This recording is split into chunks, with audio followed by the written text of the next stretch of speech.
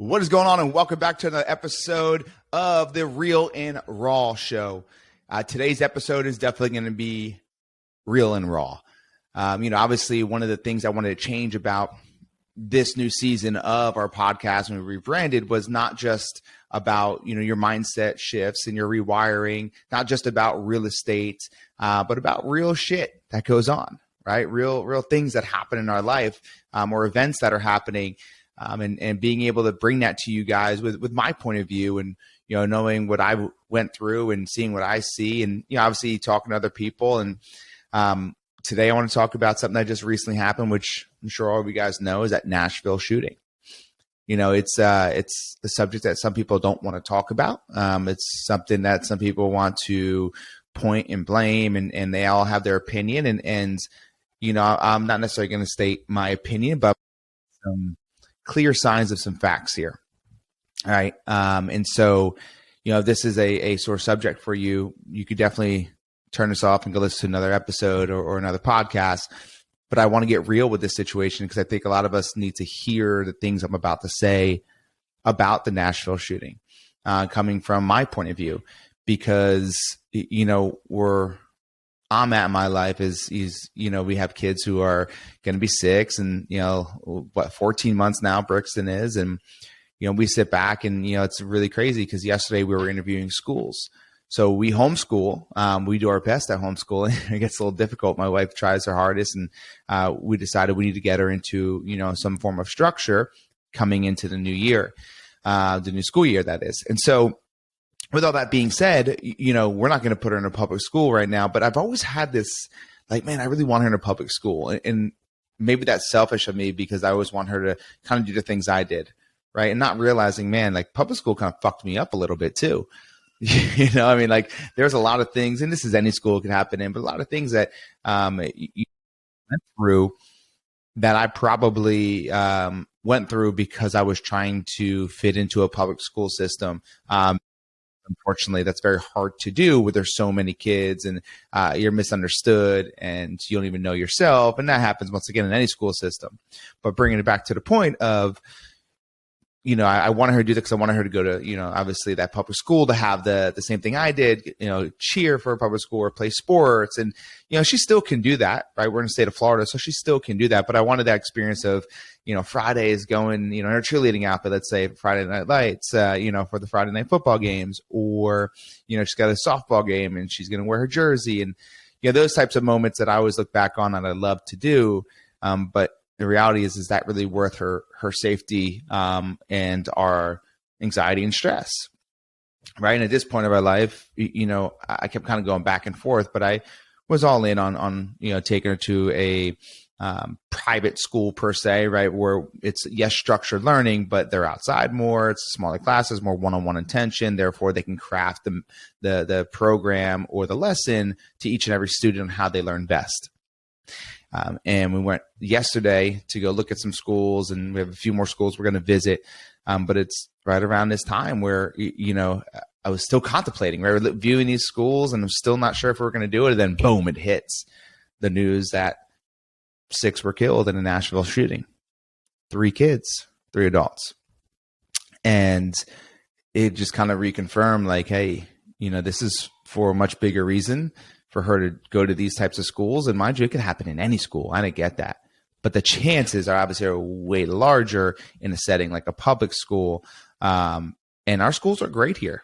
I absolutely have heard nothing but great things about our schools, but there's still a lot of bullying that goes on. There's still a lot of, assembly line learning that goes on. And we want her to have critical thinking, have her read a story, understand what it means for her and her life, have a great conversation with somebody, and not just about the books, right? But about how she could change things that she's doing or step into, fear or be brave, whatever it might be. And I think that there's a better place for that in the school setting of a smaller school, of a not an assembly line structure, not hey, if you fail, you go ahead and you got to bring it home to mom, you got to feel shame, all that stuff that is so it's so toxic for such a young child to go through. And the reason why, I don't know if you guys realize this, that we are fearful of failure as we get older is because of the way our school system, right, was teaching us, right? What happens if you get an A, you get a B, right? You get congratulated, you get applaud. But if you get an F, right, and you fail, right, you get looked at as a failure, and that failure gets looked at, that you should have shame, you should have guilt, and oh my God, I'm scared to bring this home to mom, so let me change this grade from an F to a B, right? Like whatever it might be. And unfortunately, not realizing that the public school systems are really setting up these kids for failing at life, not just that lesson, because failure is a process of elimination, right? Failure is a process of the growth. And if we're continually shaming our kids at such a young age where they're very impressionable that failure is bad, that's where it comes into play, where it's like, hey, like failure is not bad, right? Failure is just a process of getting better. And it's a process of you going on at least trying things. But maybe, look at your life and where you're scared to fail. It could easily came from a teacher, right, that shamed you for failing, or the kids who laughed at you when you didn't know the answer to a question. And that type of schooling is not conducive to the child that we're trying to raise, for both Brixton and Aria. But I didn't really want to get on that tangent, but I just think it's super important that, you should make the choice that's best for you and your situation and what you believe. And I always went back and forth. So this is definitely something where, I wanted her to have the public school setting for certain things, but I also understand the power of being into a different type of school, that is going to help her evolve at a much quicker rate, as well as have her understand things way better, way more clear, and at a much higher level, because there's a lot more one-on-one attention. But going back to it, right, the shooting, we look at the female who did the shooting, and there's a lot of conspiracies out there, right? There's a lot of things out there that we really don't know for sure. But I do know one thing. This is no, this isn't taking away the pain of the 6 that were killed and the other people that were a part of it and had witnessed that. But there's a very, very, very good chance that she was hurting, right? That shooter was hurting. There has been over 100+ shootings in the last year, mass shootings. And now some of these people have, yes, they've been through trauma, and that trauma has really changed their neural pathways. Therefore, they don't think correctly. They never got the right training or the right therapy to go ahead and work through that. But there's a very good chance that this person, many other shooters, they were hurting. And her family members, her friends, there's a chance that they didn't stop and ask, hey, how you doing? Stop and see how they were doing. Maybe they did, right? And maybe they, got pushed away by that girl and whomever else, did this in the past. Like maybe they got pushed away, and that's another thing, right? Where people are scared to create a conversation around this deep-seated bad emotion that they're feeling. So therefore they just push people away, and they live in that, unfortunate mindset. And as I said, I'm not here to go ahead and say by any means that what was right. There's a reason for it. No, it's absolutely fucking disgusting. It's absolutely tragic, and it's absolutely uncalled for. But at the same time, she was hurting, right? And now, unfortunately, her hurt put so many other lives into pain. But if we can maybe go to the root of things, right? We're not talking about guns on today's episode. We're not talking about that at all. We're talking about mental health. If we were to go to the root of that lady's or that girl's mental health, and we were able to help her through that, this would have never happened. And out of the 100+ shootings that happened over the last year, I bet we could have stopped 70% of them, 60% of 50%, even a 5% of them if we stopped them, because we went to the root of the problem, which was the mental health, not the person, but their mental health and what they were going through. We could have saved lives.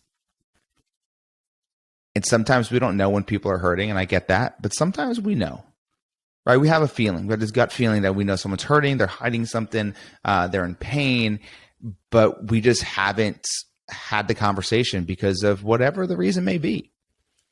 And I think it's super unfair for people to walk through life with having this mental health situation going on and not being able to have the proper techniques to cope with it, to go through it, the people to talk to. And as I said, it could be, many things of that person might have pushed everybody away as much as people tried. And I get that.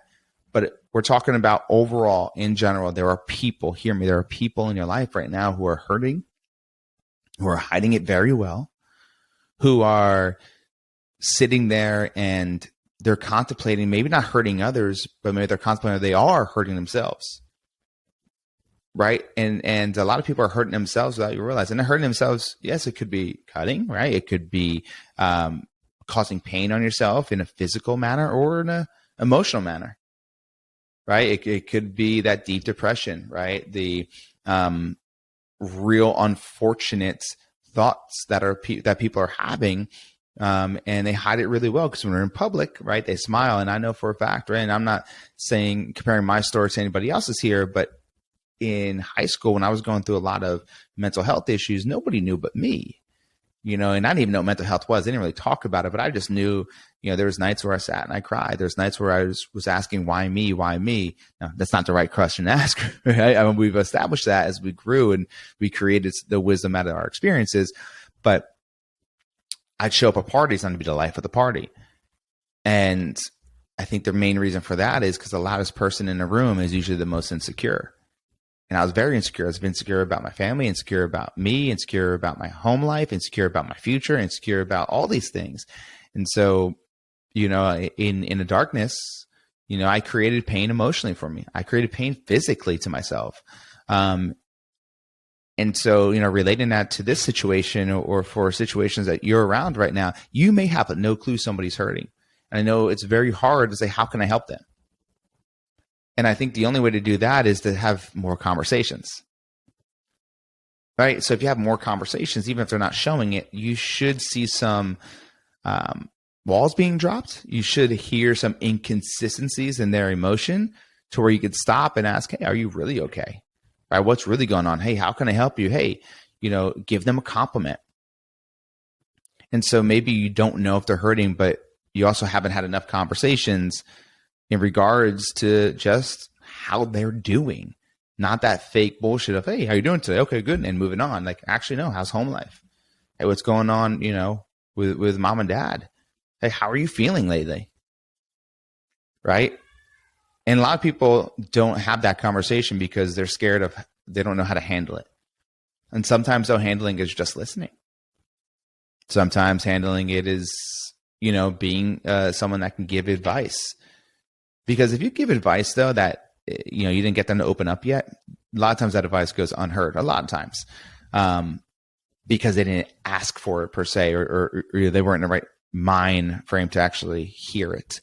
But I just want this episode to be a moment of understanding that maybe this could have been stopped if someone had just had a conversation with her. And maybe it couldn't. But in your life, do you think that there's somebody in life that's hurting right now? Or are you hurting right now? And you're hiding it. You're not showing it to others. You're putting on this mask when you're out in public, like everything's great. But when you're home, when you're alone, there's really this darkness, this dark cloud that suffocates you in anxiety and stress. And you don't express that to anybody because of whatever the reason may be. So let's start with you for a second, right? If that's you, realize you don't have to go at it alone because you're not alone. You don't have to go at it alone because you're not alone. There's a lot of people going through the same thing and have went through the same thing that have went and came out of it. So if you're listening and be truthful to yourself, if you're that person, reach out. Reach out. Don't be fearful of judgment. Don't be fearful of how someone's going to react. Don't be fearful of, oh my God, what's someone going to think about me if they know I think this way or I feel this way? Because you're only delaying the inevitable, which is more pain, longer pain. And so here's my request to you, anybody that's listening that is going through something that you aren't telling anybody and it's really hurting you at a deep level and messing with your mental health. Get off Facebook and Instagram. because that's only going to root that issue deeper, because everybody posts the highlight reels and that's all you're going to focus on is their highlight reels. And why you're, hurting so bad and you see a highlight reel, it only enforces more hurt that you're not there yet, that you're not having that type of life. When in reality, as I said, it's a highlight reel. So get off of those platforms. Number 2, if you are hurting, stop watching the news. It's very unfortunate, but our news is a fear-driven purpose. And so let's think about it. You're hurting, you're in pain, you already have fear, and then you watch something that tells you should have more fear. Man, that's only enhancing the situation and accelerating the pain, the hurting yourself, the getting out of obviously your own way it's gonna be much harder. Okay, that's number 3. Number 4, start writing stuff down. Right, write down what you're fearful of. Write down this pain. Maybe get a different view on it. And what I find is when we write things down, we definitely get a different view, and we could kind of walk ourselves through on how we can get through this, not around it, not over it, but through it. And then last but not least, reach out to somebody and just let them know you're hurting, whether that's a therapist, and I'm not a fan of getting on pills, antidepressants, none of that stuff. That's just not me, especially if you haven't gone the route of working through it on a very holistic level. Okay, I get it. Some people need it right now, and you're on it right now. I'm not shaming you or nothing. I'm just saying, let's try to do this thing holistically first, right? With the right doctors, or just with the right support system and the right team around you. Yeah, I was watching a show last night called All American. I don't know if you guys watch it. Great show. We watched it forever. And this guy was going through a lot of this, right? He had lost his father. He has lost his friend. He had lost his basically father that came into his life was a coach, and he lost them all, right? And he was going through this all because he didn't talk to anybody. And there's obviously, this is part fiction and it's based on a true story though. But he was going through all this and he didn't realize that the support system around him was there trying to help him. But all he kept doing was pushing them away because he wanted to ignore the fact that he was hurting. So don't ignore the fact that you're hurting. Go ahead and reach out to somebody. Find somebody that you can just talk to. Once again, whether it's a doctor or a friend or a family member. Do that for yourself. Now let's shift gears for a second about people in your life. If there is somebody in your life right now that you think is hurting, you have a great opportunity here to help them. So go help them. Reach out to them. Right? And just have a conversation. You probably see it on their Facebook. You see it on their Instagram. You see them writing things that are clear signs that they are screaming for help without realizing they're screaming for help. Or maybe you just have a weird gut feeling that somebody out there is hurting. I want you to reach out to those people. Find out how you could help them, or just take them and go to the beach, go to a walk. Hey, do you want to go do something today? Hey, I'm going to come by your house. Let's go ahead and take a walk.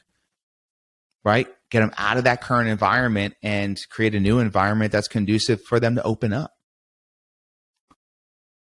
So if you know somebody that is hurting, after this podcast, call them. Don't text them. Call them. Reach out to them. Show up at their house. Get as close to them as possible. And don't ask them, hey, how can I help you? They don't know. They don't even know how to help themselves. Right? Just be there to listen, to understand, and guide a conversation that could be a safe place for them to express their emotions, so it's not bottling up and suffocating them. Now, the third piece of this is sometimes you interact with people. It could be at a store, right? It could be people you really even know, but they're on social media and you see the pain. You know they're going through something.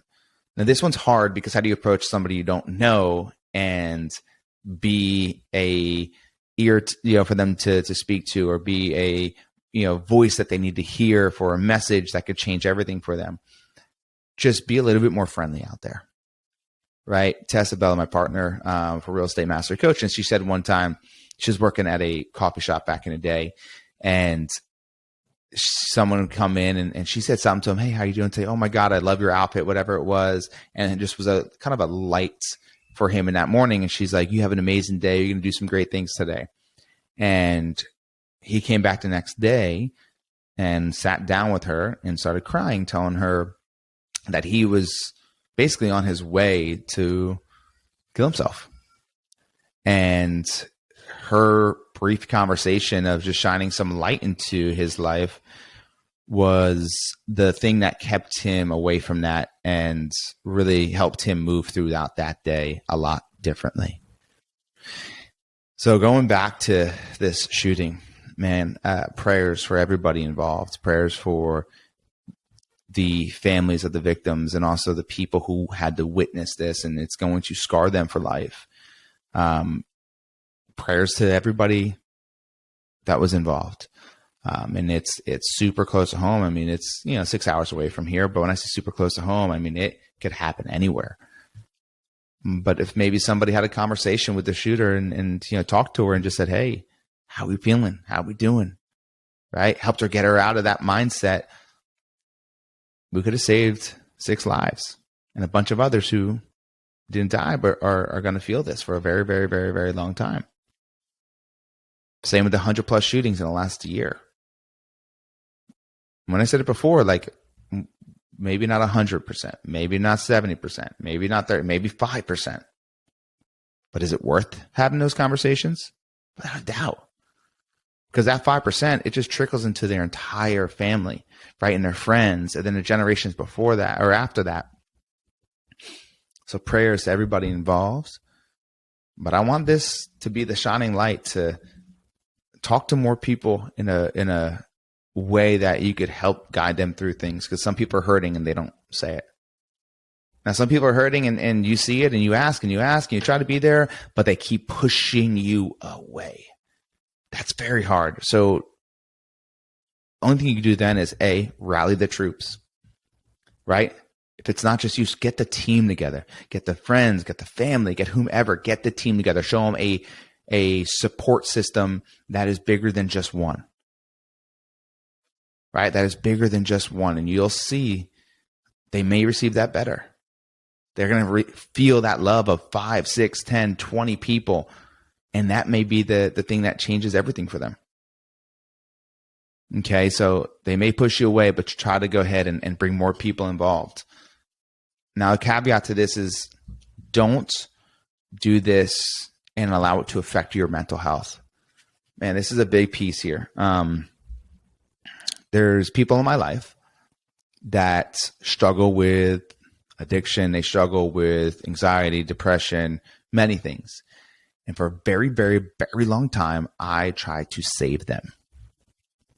I put a lot of stress on myself. I got, actually ill whenever I would do it, and they wouldn't take the change and put it in place. I'd be laid in bed for hours, multiple times throughout the week.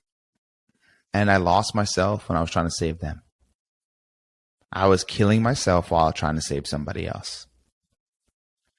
And so when you go to this person, I don't want you to lose yourself trying to save them. I want you to be able to be strong enough to set the boundary and know that it cannot consume you. It cannot override your happiness,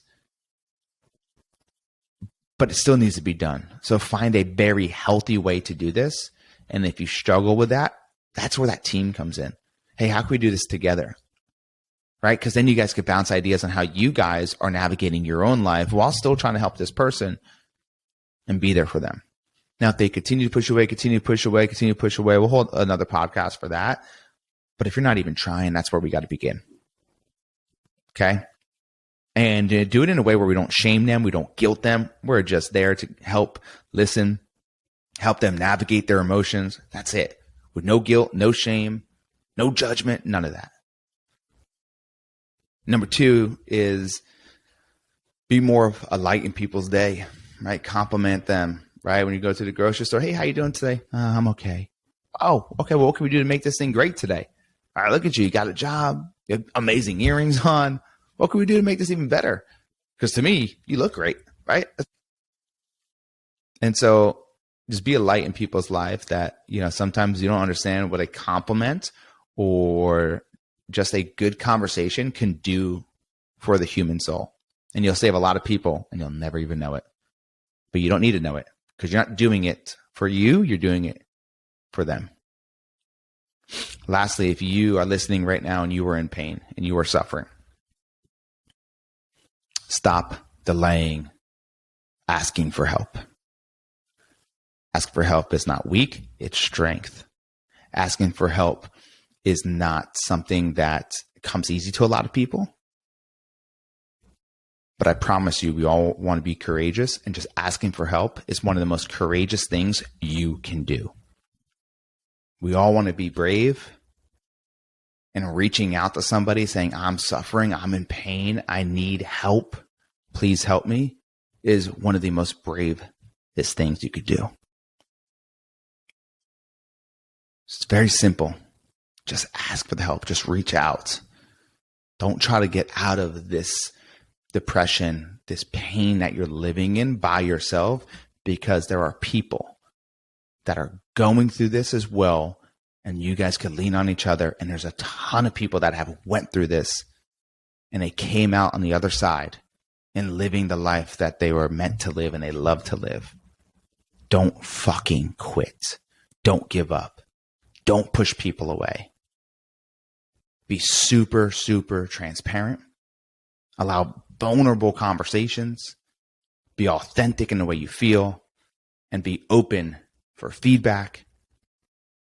And reach out to those people that are in your circle, or people that, even if they're not in your circle, that you look up to, that you think could help you, or a doctor or somebody, because your life is worth living in happiness and in joy. And that, my friends, is what you should be living in. The pain that you may feel right now, the suffering that you're in, allow this to only be a season and not to be your life. So that's all we got for today. I just wanted to talk about this topic, and we could have gone longer, but I just wanted to get right to the point with it. As a very tragic thing that happened. As I said, there's nothing but prayers for the entire school, for the families, for the victims, for everybody involved. But don't let this moment slip. Don't let this moment be a 5-minute, 5-day, 5-week remembrance in your brain. So many of us continue down this path of, we don't change until something crazy happens, and we change, and then 5 weeks later we go back to who we were, right? Like, stop allowing extremely tragic things to wake you up over and over and over again. It should just take one. And hopefully this one was it if you're suffering, or this one is it if you see somebody suffering. So I appreciate you for listening. And if you need me, hit me up, please, at Real John Marrone. Reach out to me. I'm here to help serve you. I'm here to help walk you through anything, provide some guidance, provide some light, or push you to the people that could actually help you if it's not me. So I appreciate you guys. I love you guys. You are loved. You are more than what you probably even realize. Go ahead and live a beautiful, brave, courageous life. And we'll see you guys next week.